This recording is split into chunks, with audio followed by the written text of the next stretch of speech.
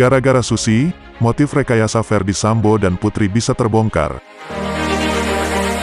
Namun sebelum lanjut ke pembahasan videonya, alangkah mulianya jika kalian menekan tombol subscribe terlebih dahulu dan jangan lupa aktifkan lonceng notifikasinya, agar kalian semua tidak ketinggalan informasi terupdate dari channel ini.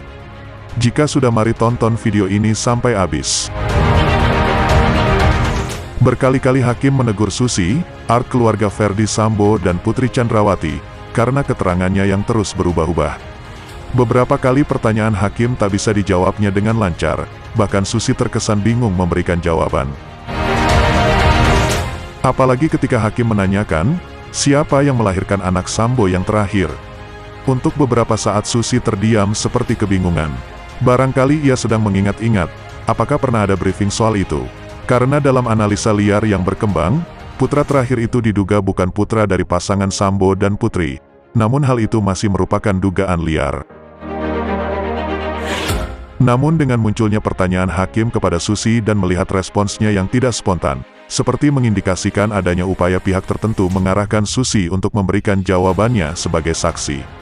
Bahkan jaksa curiga dengan jawaban Susi yang terus berubah-ubah, kemudian menanyakan apakah Susi menggunakan handsfree untuk komunikasi dengan orang lain. Dan selanjutnya hakim menyindirnya dengan mengatakan, beginilah kalau jawabannya settingan. Tak sekali dua kali saja keterangan Susi membuat hakim geram. Bukan hanya karena ceritanya dianggap janggal, namun Susi juga dinilai berbelit dan berulang kali mengubah keterangan.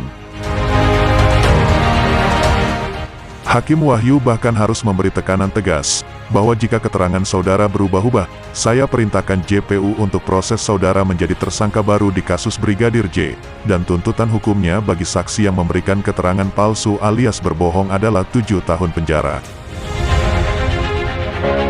Puncaknya adalah ketika terdakwa kasus pembunuhan berencana terhadap Nofriansyah Yosua Huta Barat, Brigadir J, Richard Eliezer Pudihang Lumiu atau Baradae menilai keterangan Susi banyak bohongnya.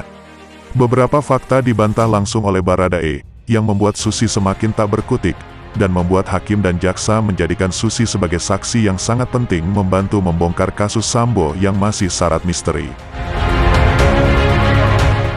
Baradae membantah pernyataan Susi yang menyebut bahwa dirinya melarang Brigadir Joshua mengangkat Putri saat kejadian di Magelang, Jawa Tengah, pada tanggal 4 Juli tahun 2022. Namun keterangan Susi dibantah Baradae dengan menyebut bahwa Brigadir Joshua saat itu hendak mengangkat Putri, dan ia sama sekali tak melarangnya. Bahkan fakta baru dari temuan keterangan Susi sebagai saksi, bahwa Putri Chandrawati tidak sakit selama di Magelang.